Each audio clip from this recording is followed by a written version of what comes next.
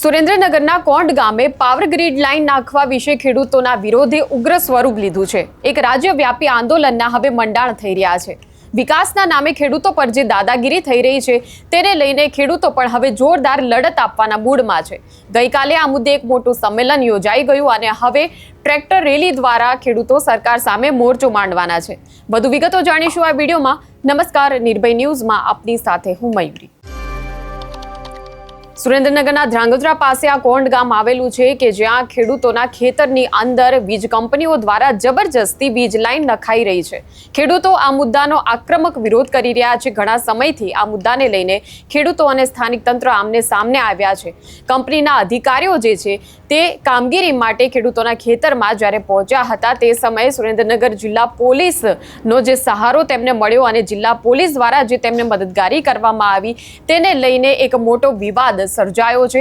એક ચક્રવ્યૂહ જેવો ચુસ્ત પોલીસ બંદોબસ્ત ગોઠવવામાં આવ્યો, જેમાં એએસપી, ડીવાયએસપી, પીઆઈ સહિતના પોલીસ કાફલા હતા। 400થી વધુ પોલીસ જવાનો તૈનાત કરી દેવાયા અને તેમની હાજરીમાં વીજ કંપનીના જે અધિકારીઓ એ ખેડૂતોની વાડીના તાળા તોડીને ખેતરની અંદર પ્રવેશ્યા હતા અને વીજ લાઇન નાખવાની જે કામગીરી છે તેને ચાલુ કરાવી હતી। ત્યારે ખેડૂતોએ આક્રમક રીતે વિરોધ કર્યો હતો, પરંતુ લગભગ 40થી વધુ ખેડૂતોની પોલીસે આ મામલે અટકાયત કરી લીધી। ત્યારે હવે આ સમગ્ર મામલે ખૂબ જ ગંભીર સ્વરૂપ ધારણ કર્યું છે। ખેડૂતો સાથે આતંકવાદીની જેમ વર્તન કરવામાં આવ્યું છે પોલીસ દ્વારા અને વીજ કંપનીના અધિકારીઓ જે ત્રાસ અને દમન આપી રહ્યા છે તેની સામે સ્થાનિક તંત્ર પણ ચૂપચાપ તમાશો બનીને જોતું રહ્યું। ત્યારે આ મામલે ઉગ્ર વિરોધ વ્યક્ત કરવા માટે એક વિશાળ મહાસંમેલનનું આયોજન ગઈકાલે થયું હતું। ખેડૂતો આ મામલાને લઈને હવે આકરા પાણીએ થયા છે અને આ વિશાળ સંમેલનની અંદર જે રીતે ખેડૂત આગેવાન પાલ આંબલિયા, કોંગ્રેસ નેતા લાલજી દેસાઈ સહિતના તમામ નેતાઓ પહોંચ્યા હતા અને આ મુદ્દે ખેડૂતોને પોતાનું સમર્થન જાહેર કર્યું હતું। ત્યારે વિશાળ જે મહાસંમેલન યોજાયું તેના પણ દ્રશ્યો જોઈએ। સાથે જ ખેડૂતોને જ્યારે અટકાયત કરીને લઈ જવામાં આવ્યા તે સમયે કેવા દ્રશ્યો સર્જાયા હતા તેના પર પણ નજર કરીએ।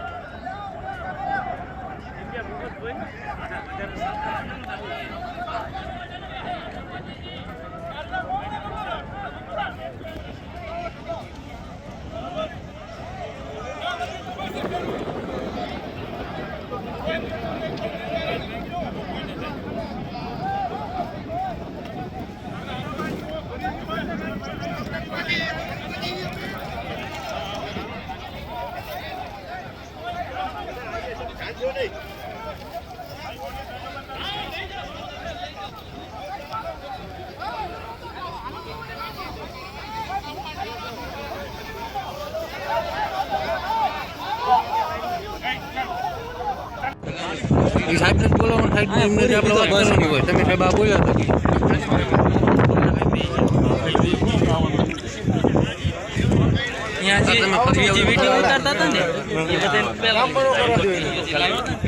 અરેસ્ટ કરેલા છે અમને બધાને। આ જો પોલીસની ગાડીઓ જો બધાને પકડી લીધેલા છે। આમ જોઈ લો, જીસીબી લઈને કામ ચાલુ કરવા આવેલા છે। જોઈ લો, પોલીસ અમારી વાડીમાંથી અમારી માલિકીમાંથી અમને લઈ જાય છે। જોઈ લો, હા અરેસ્ટ કરેલા છે અમને બધાને। આ જો પોલીસની ગાડીઓ જો બધાને પકડી લીધેલા છે। આમ જોઈ લો, જીસીબી લઈને કામ ચાલુ કરવા આવેલા છે। જોઈ લો, પોલીસ અમારી વાડીમાંથી અમારી માલિકીમાંથી અમને લઈ જાય છે। જોઈ લો, હા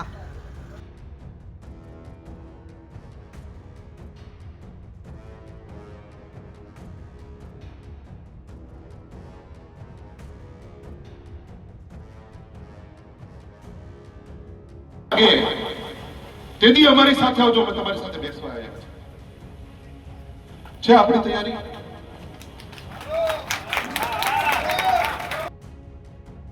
ત્યારે વીજ લાઈન નાખવાનો આ મુદ્દો હવે ગંભીર સ્વરૂપ ધારણ કરી રહ્યો છે, કેમ કે ખેડૂતો સરકાર સામે હવે પોતાના સંગઠનની, ખેડૂત એકતાની તાકાત હવે બતાવશે. આવતીકાલે એક ટ્રેક્ટર રેલીનું આયોજન થવા જઈ રહ્યું છે, જેમાં તમામ મોટા જે કોંગ્રેસના નેતાઓ છે તેમની હાજરીમાં ટ્રેક્ટરો દ્વારા ખેડૂતો પોતાનો ઉગ્રપણે વિરોધ વ્યક્ત કરશે.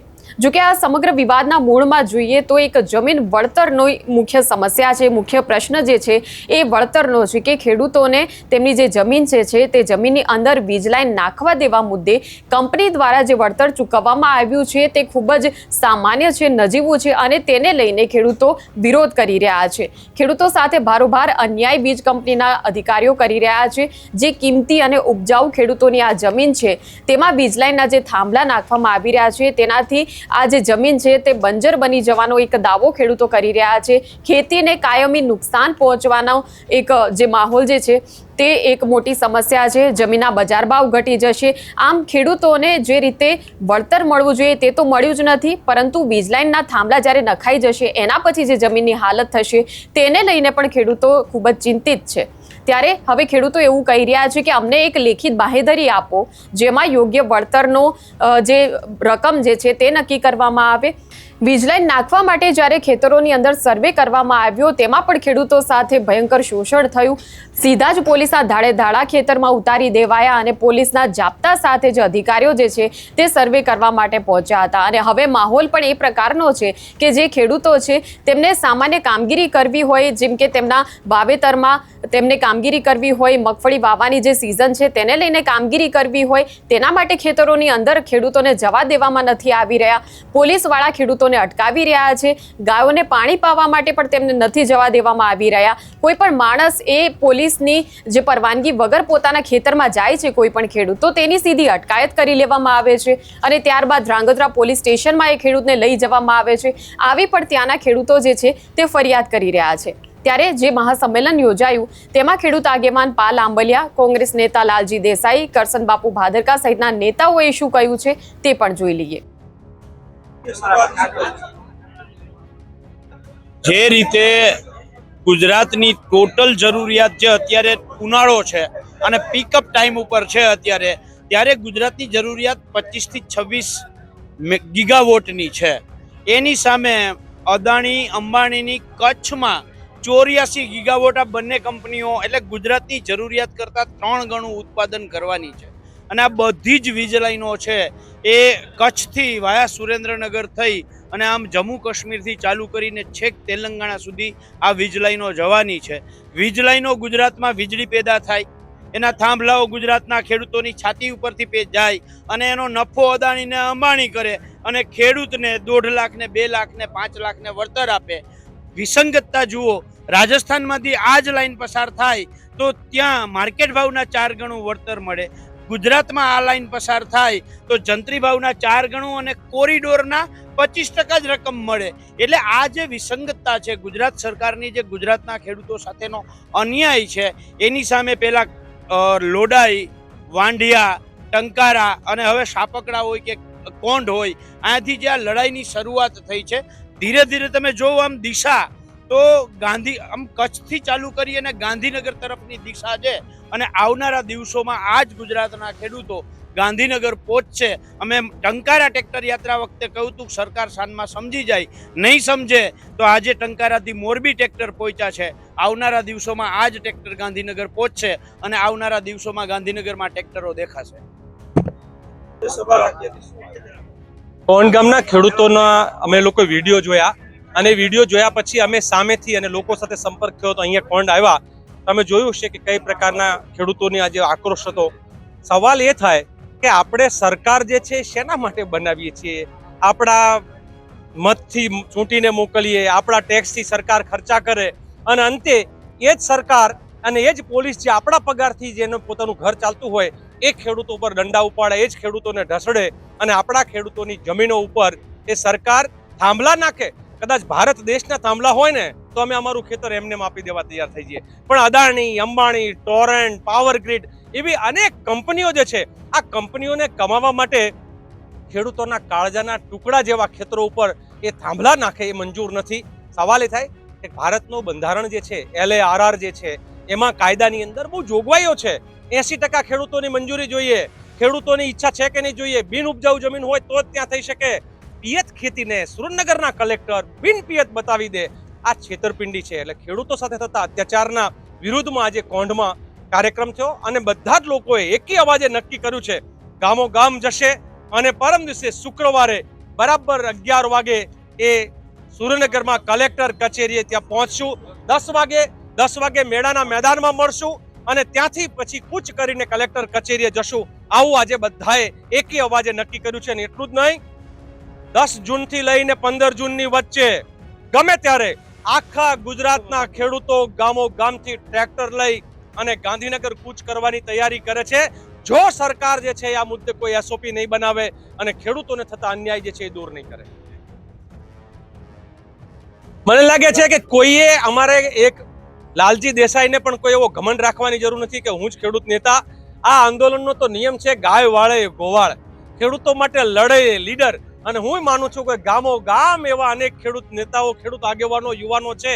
અને ખેડૂત અને માલધારીના દીકરા દીકરીઓ જ્યારે નીકળે ને ત્યારે કોઈ એક નેતા ઉપર કોઈએ નિર્ભર રહેવાની જરૂર નથી, એ કોઈ પણ હોય. જી, હમણાં 1 મહિના પહેલા ચૂંટણી ગઈ. તમારા માધ્યમથી આ રાક્ષસી રૂલિંગ ગવર્મેન્ટ ભાજપને કહેવા માંગુ છું કે આ લોકોના આશીર્વાદથી તમારા કપડાં જે ગુલાલવાળા થયા એ હજી ધોવાણા નથી. ત્યાં સુધીમાં આજે તમે ખેડૂતોના કપડાં લોહીથી રંગવા નીકળ્યા છો. શરમ આવવી જોઈએ, શરમ. ખેડૂતોનો અવાજ હતો, થાંભલાઓ નાખે છે. અને એ તો અમે પોકારીને કહીએ છીએ. આજે એક નવું ઉદાહરણ આ સરકારે, આ ભાજપે ઊભું કર્યું કે કોર્પોરેટ જગત એનો વાલો દીકરો છે અને ખેડૂત અને ગામડાઓ એના માટે સાવકાઓ છે. તમારા માધ્યમથી મારે સરકારને કહેવું છે કે મા ભારત એ ગામડાઓમાં વસે છે. તમને જે સત્તાનો નશો છે એ સત્તા ગામડાના લોકો અને ખેડૂતોના મતથી મળ્યો છે. સરકાર, તમને લોકશાહીની ચિંતા નથી, ખેડૂતોની ચિંતા નથી. મારા શબ્દો યાદ રાખજો. જે ગામડાઓએ, જે ખેડૂતોએ તમને ત્યાં પહોંચાડ્યા છે, વિધિન શોર્ટ પીરિયડ આ જ ખેડૂતો, આ જ ગામડાઓ તમને ઘર ભેગા કરશે. મારા શબ્દો સરકાર કાન ખોલીને સાંભળી લેજો. લોકશાહી એ કોઈના બાપની જાગીર ગઈકાલે પણ ન હતી અને આવતીકાલે પણ નહીં રહે. આજે અમે ખેડૂતોની લાગણી સમજી, જાણી, ખેડૂતોનો અવાજ જોયો. ટૂંક સમયમાં સુરેન્દ્રનગર અને પછી એ રેલો સરકાર તૈયારી કરવી હોય એટલી કરી રાખજો. તમારા તંત્રને સદા કરવું હોય એટલું કરી લેજો. એ રેલો ગાંધીનગર આવશે. તમારી એકે એક બોટ ડૂબી જશે. કારણ પોલીસની જે મેં એ વિડીયોમાં જે મેં પોલીસને જોઈ, અરે આટલી પોલીસને તમારે મોકલવી હોય તો જે બેન દીકરી ઉપર બળાત્કાર થાય છે ત્યાં મોકલો, જ્યાં નશાનો વેપાર થાય છે ત્યાં મોકલો. ખેડૂતોના, અરે સાહેબ, એક બહુ મોટી વાત મારે બોલવાની રહી ગઈ. મારા ખેડૂતે મારેલું એક તાળું તોડવામાં પોલીસને પરસેવો વરી ગયો હતો. અને આજથી એ પ્રારંભ થયો છે ખેડૂતની એકતા. આ સરકારને લોકશાહીનું શું મહત્વ છે અને સત્તાના ખોટા નશાથી શું હાલત થાય એ સાબિત કરશે. ઘૂંટણીએ આવશે આ સરકારનું અભિમાન. આ સરકાર, આ ભાજપ ઘૂંટણીએ આવશે. એ મને એક ખેડૂતની આંખ, એક ખેડૂતના હૃદય અને હિંમત અને એકતા ઉપર ભરોસો છે. જી, સુરેન્દ્રસિંહ ઝાલા છે. હું કોણ ગામનો ખેડૂત છું. આજે જ્યારે જે આ વટામણ પાવર ગ્રીડની વટામણ જે લાઈન જઈ રહી છે 765 કેવીની, એ બાબતે પ્રશાસને જે આજ કોણ ગામના ખેડૂતો પર જે અત્યાચાર કર્યો છે, જે અન્યાય કર્યો છે, એક ખેડૂત દીઠ 10 પોલીસવાળા ઉતાર્યા છે અને બધાને અમને અમારી બાપ દાદાની માલિકીની જમીન હતી ત્યાંથી ઢસડી ઉપાડી અને પોલીસ સ્ટેશને લઈ ગયા છે. રાતે 11, 12 વાગે અમને છોડવામાં આવ્યા છે. આ ગ્રામ પંચાયતનો ઠરાવ હતો ગ્રામ પંચાયતનો કે આ પંચાયત અમને કોઈ આ જાતનું અમને વળતર માન્ય નથી અને આ જાત કોઈ કામ કરવામાં ન આવે. તે છતાં આ કંપનીની તાનાશાહી, આ પ્રશાસનની તાનાશાહીથી બળજબરીપૂર્વક અમારા ગામના ખેતરો ઉપર, અમારા છાતી ઉપર જે વીજ પોલના થાંભલા ઊભા કરવામાં આવ્યા છે, એનો અમે સખત શબ્દોમાં એનો બહિષ્કાર કરીએ છીએ. અને આવનારા સમયમાં અમે આને ઉગ્ર આંદોલન જે પણ કરવું પડે એ અમે કરશું અને એના માટે હંમેશા કરતા રહેશું. કોણ ગામમાં અંદાજિત 29 થાંભલા પોલ પસાર થઈ રહ્યા છે.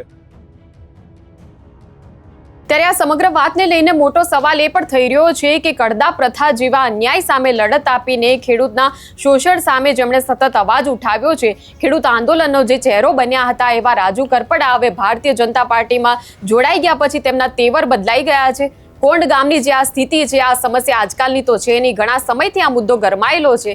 તેમ છતાં કોઈ ટિપ્પણી, કોઈ પ્રતિક્રિયા હજુ સુધી આપી નથી અને આ સ્થિતિ હજુ પણ ગંભીર બનતી જાય છે. ખેડૂતોને આતંકવાદીની જેમ પકડીને પોલીસ સ્ટેશન લઈ જવામાં આવી રહ્યા છે. તેમ છતાં આ ખેડૂતોની જે પીડા છે, તેમની વ્યથા માટે રાજુ કરપડાના પેટનું પાણી પણ હજુ સુધી હલ્યું નથી. ખેડૂતનો પરસેવો અને આદર્શ નેતૃત્વનો સંકલ્પ જ્યારે એક થાય ત્યારે કૃષિ વિકાસનો નવો ઇતિહાસ રચાય, આવા કેપ્શન સાથે તેમણે પોતાના ફેસબુક ઉપર પોસ્ટ મૂકી જ્યારે જીતુ વાઘાણી સાથે રાજુ કરપડાએ મુલાકાત કરી હતી. તો પછી આ ક્યાં છે આદર્શ નેતૃત્વ? શું એ ફેસબુકની આ પોસ્ટ પૂરતું સીમિત છે જેના તેઓ દાવા કરી રહ્યા છે નેતૃત્વના? તેઓ દાવા કરી રહ્યા છે કે હું મારું કર્તવ્ય નિભાવવાની કોશિશ કાયમ કરતો રહીશ. ત્યારે હવે આ કર્તવ્ય નિભાવવાનો સમય રાજુ કરપડા માટે ક્યારે આવશે તે જોવાનું રહેશે. ત્યારે આ મુદ્દે તમારા શું વિચારો છે તે કમેન્ટ સેક્શનમાં અમને જણાવશો અને આ પ્રકારના વિડીયો માટે આપ જોતા રહો નિર્ભય ન્યૂઝ. અમારી ચેનલને લાઇક, શેર અને સબસ્ક્રાઇબ કરવાનું ભૂલશો નહીં. નમસ્કાર.